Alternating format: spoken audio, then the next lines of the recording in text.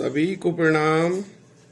आज 23 जनवरी को पूरे देश में नेताजी सुभाष चंद्र बोस जी की 127वीं जयंती को पराक्रम दिवस के रूप में मना रहे हैं।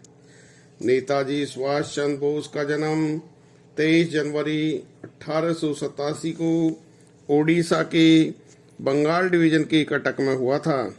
इनके पिताजी का नाम जानकीनाथ बोस तथा माताजी का नाम प्रभावती था। इनके पिताजी कटक शहर के मशहूर वकील थे। नेताजी की पढ़ाई कोलकाता के प्रेसिडेंसी कॉलेज में हुई थी। उसके बाद उनके पिताजी ने इन्हें इंडियन सिविल सर्विस की तैयारी के लिए इंग्लैंड के कैम्ब्रिज विश्वविद्यालय में भेज दिया था।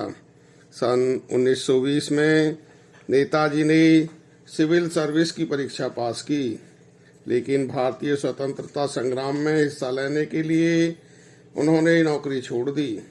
वे जलियांवाला हत्याकांड में से काफी विचलित थे। सुभाष चंद्र बोस जोशीले व क्रांतिकारी दल के नेता थे, इसलिए वे गांधी जी के विचारों से सहमत नहीं थे।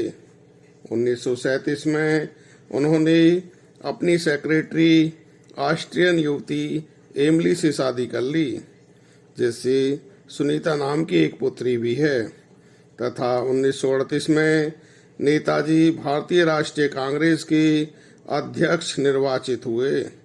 उसी समय उन्होंने राष्ट्रीय योजना आयोग का गठन किया तथा देश को आज़ाद करने के लिए नेताजी ने 21 अक्टूबर 1943 को आज़ाद हिंद फौज का गठन किया।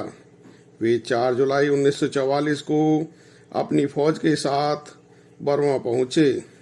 यहाँ पर उन्होंने नारा दिया कि तुम मुझे खून दो, मैं तुम्हें आज़ादी दूंगा।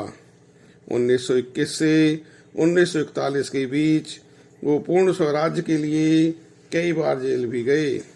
उनका मानना था कि अहिंसा के जरिए स्वतंत्रता नहीं पाई जा सकती। अतः उन्होंने सोवियत संघ, नाजी जर्मनी, जापान जैसे देशों में यात्रा करके ब्रिटिश सरकार के खिलाफ सहयोग मांगा तथा आज़ाद हिंद रेडियो स्टेशन की जर्मनी में शुरुआत की और पूर्वी एशिया में भारतीय राष्ट्रीय आंदोलन का नेतृत्व किया।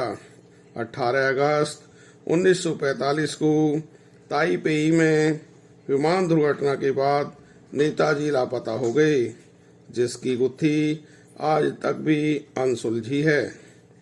जय हिंद।